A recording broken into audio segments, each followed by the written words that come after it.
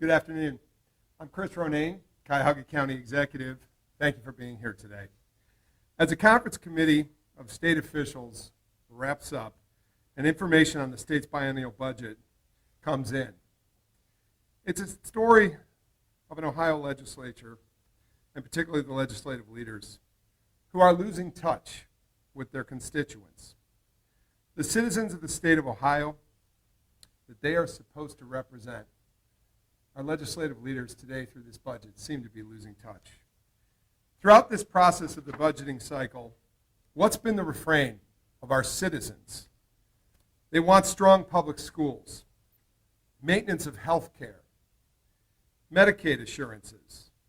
They want strong libraries, and maintenance of community services. They want to keep their communities strong.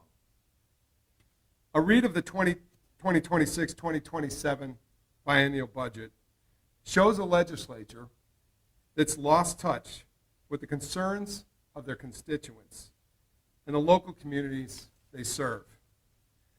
Instead of listening to their citizens, the legislature listened to Jimmy and Dee Haslam, caving to their demands at every turn. We asked the legislature to protect public schools, libraries, SNAP benefits, health insurance for the working poor, and Medicaid. But that was all lost on legislative leaders, revealed today in this 26-27 biennial budget. They've lost touch with their constituents, and it's a sad day for Ohio. Instead, our legislative leaders listen to people like Jimmy and Dee Haslam. They line their pockets with your dollars, with your unclaimed funds specifically.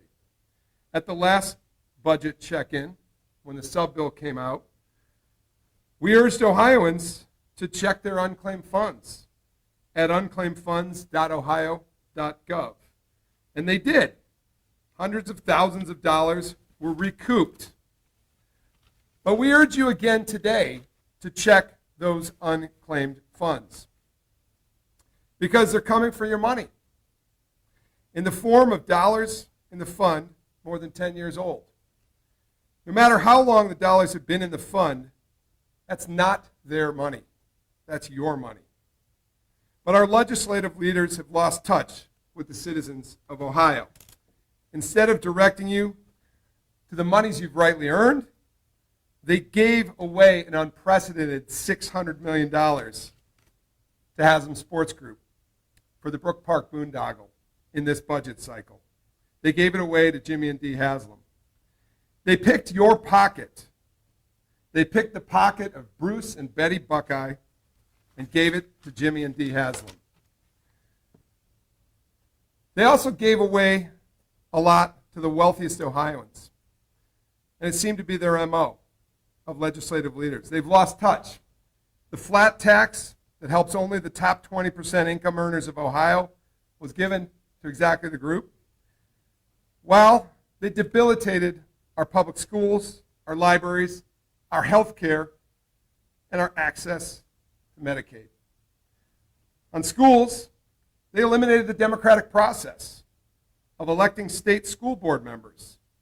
Gone is a state school board system of elections where 19 school board members are voted in by their electorates here in Ohio, we the citizens of Ohio.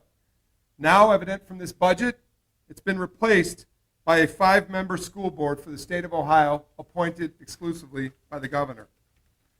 They've kicked the can down the road when it comes to property tax relief for our seniors, something that we have urged this Ohio legislature to pay attention to, as property taxes have risen in this county, as have they in 87 other counties of Ohio. All 88 counties are suffering from property tax increases, and our seniors most need our help. But that was ignored in this budget. This legislative body is losing touch with its citizens. Even the Cavs, the community partners, the Cleveland Cavaliers, and the Guardians got left at the altar in this budget, as their simple request was to adjust the sin tax for stadium renovations. Well, that too was hijacked by the Cleveland Browns, who at the request of HSG the legislature mandated that any ballot that we at Cuyahoga County would put before our voters, any levy before our voters, would have to include the Cleveland Browns proposal in Brook Park. So they've handicapped the ability for the guards and the Cavs to actually attend to the facility needs that they have in two facilities that are older than the current Huntington Bank field where the Cleveland Browns play. The Browns had to loop themselves into that syntax language, which essentially makes the bill for the syntax dead on arrival. And finally, while on the Browns, there's an active court case going on under the Modell law that applies. But what does the legislature do with this budget? To better assure that HSG, Hasm Sports Group, betters their odds in court, the Modell law was changed in this budget in real time while an active court case is going on. The legislature changed the rules of the game. It's a curious thing when a legislature changes the law as it pertains to a defendant currently in court, they being the Hasm Sports Group. They changed the law and essentially changed the rules because this legislature sets the rules. It's a sad day to look at our Ohio budget and its priorities. Today marks a day when we see a state legislative leadership group that has lost touch with their citizens, the very citizens they are supposed to serve. They forgot about their relationship with our cities and counties in Ohio. They forgot about our schools and our libraries.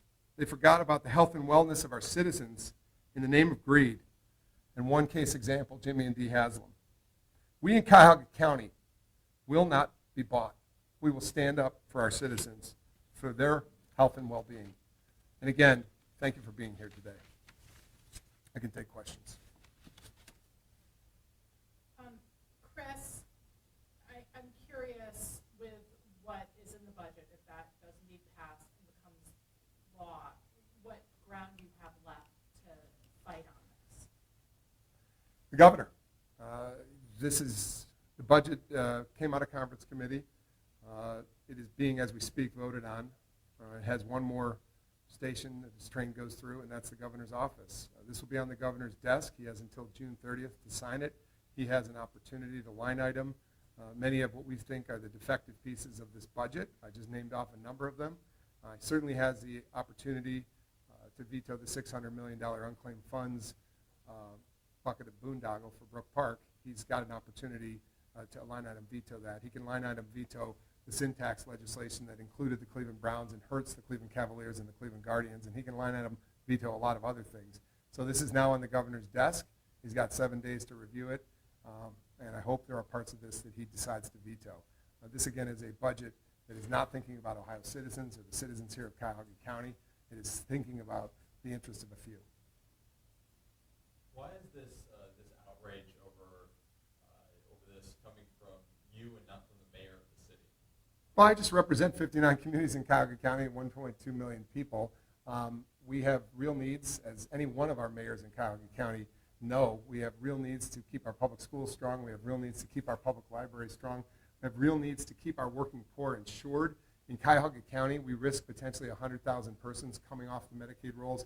The persons who were expanded into the Medicaid pool back a decade more ago when a Republican governor by the name of John Kasich worked with a Democratic president by the name of Barack Obama to deliver over 700,000 cases of Medicaid expansion.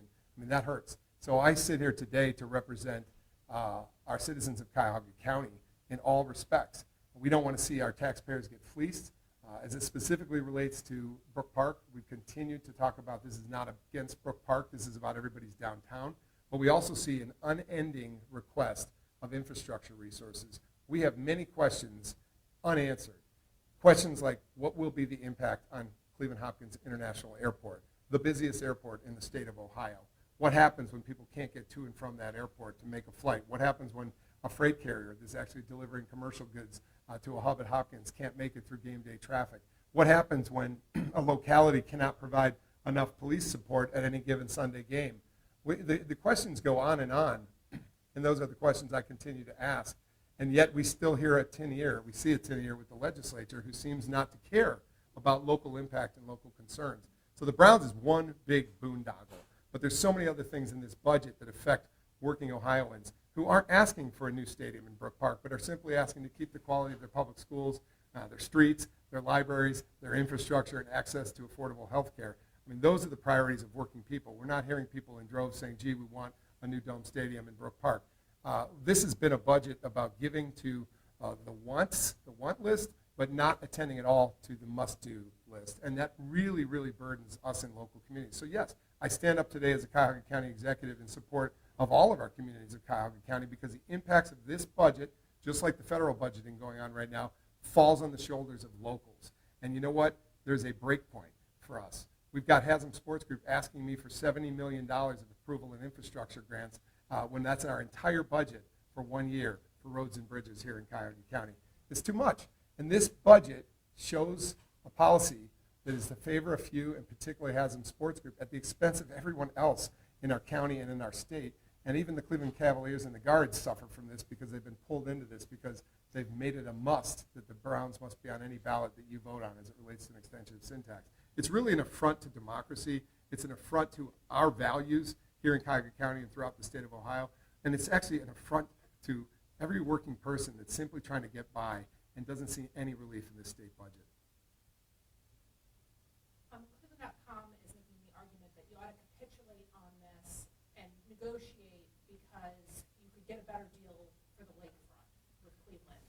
What do you think about that? From day one, my job has been to protect the taxpayers of Cuyahoga County. And I will say we are proud of the fact that we fought back when we received a letter May 15th from the Cleveland Browns. And in a sentence in that letter, they said, we don't need the county's support to execute this deal. We wrote them a letter back May 19th and said, we'll take you up on that. And we have held strong ever since. Unlike the legislature here in Cuyahoga County, we have held strong to protect taxpayers. It's interesting that the Legislative Service Commission agreed with our premise that this is a deal that's too risky, it's overly risky. The Governor's Office of Budget and Management agreed that it's overly risky.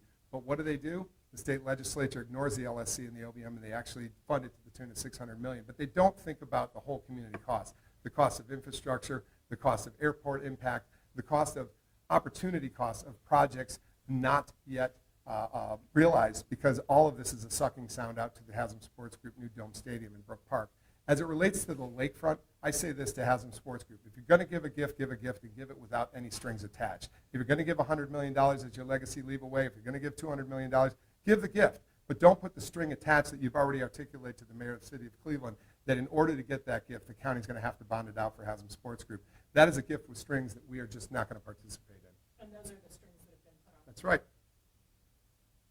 Do you think you're going to be able to hold to this position that the county is not going to participate, especially, with the dynamic with you and county council? Well, I say to every colleague of Cuyahoga County Council, first of all, let's work together on this because let's hold the line. As I say that, we've heard from a couple of council members the interest in participating. Why would you participate in a project where the applicant has said we don't need your money? It's a curious thing. And so I continue to say to my colleagues in county council, hold the line. Hold the line. Don't let our taxpayers get fleeced. Don't put us in an overly risky position. And I think the majority of county council agrees with me that this isn't something we should endeavor in, especially when the applicant, Hasm Sports Group, told us in a letter to the county they don't need our money. We held the line, and we saved Cuyahoga County taxpayers $600 million. We saved them $600 million. I intend to save our county taxpayers $600 million. But the legislature didn't help us today because they didn't listen to the locals. They didn't listen to the MPO last week, the Metropolitan Planning Organization, that voted 33-8 to not fund the infrastructure request in Brook Park. Those were mayors throughout Cuyahoga County. Those were councilmen throughout Cuyahoga County, council members. Those were county commissioners and engineers from other counties. I mean, professionals have said this doesn't make sense. Economists have said this isn't economic development, this is extraction. So the only people who are listening and drinking the Kool-Aid at the legislature who've said, well, we believe it's economic development. It's not economic development. It's poaching from one community to the next. It's extraction. It's not economic development. Do you have any asks to the governor relating to Medicaid in the state budget? And do you see any role for the county going forward as federal cuts are likely to come through and potentially state cuts as well? Very much so. Our message to the governor, and I've communicated with him within the last week, is hold the line on Medicaid. Keep our working poor protected, meaning keep eligible that pool of recipients that were made eligible years ago under a Republican governor and a Democratic president. Keep that expansion pool working and keep them in insurance, because for us, that's a very vulnerable population. If a working poor person loses their Medicaid benefits, how do they work? How do they work if they're not healthy? I think the governor's values, I hope, are aligned with that thought to hold Medicaid in check and keep it together for our expansion pool.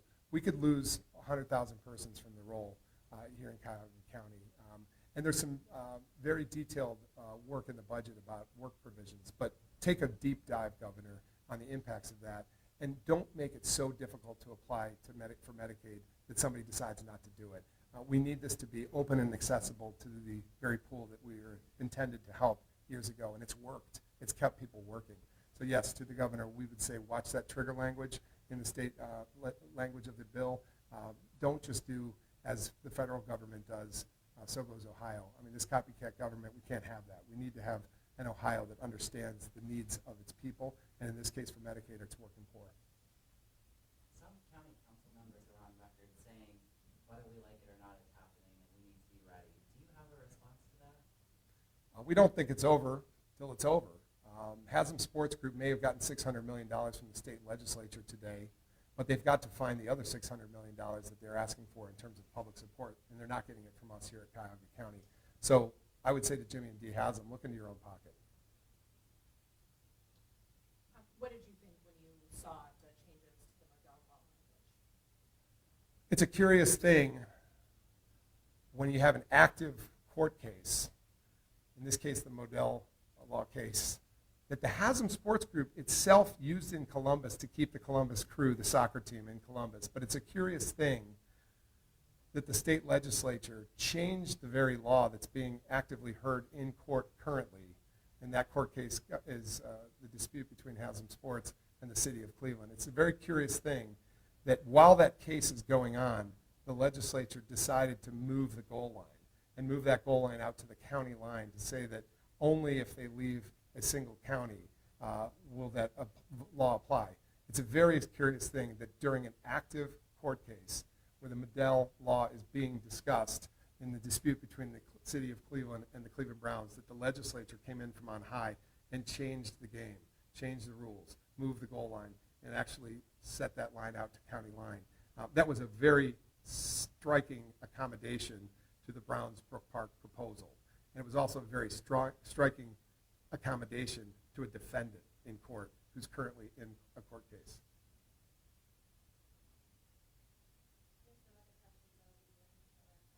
Thank you very much.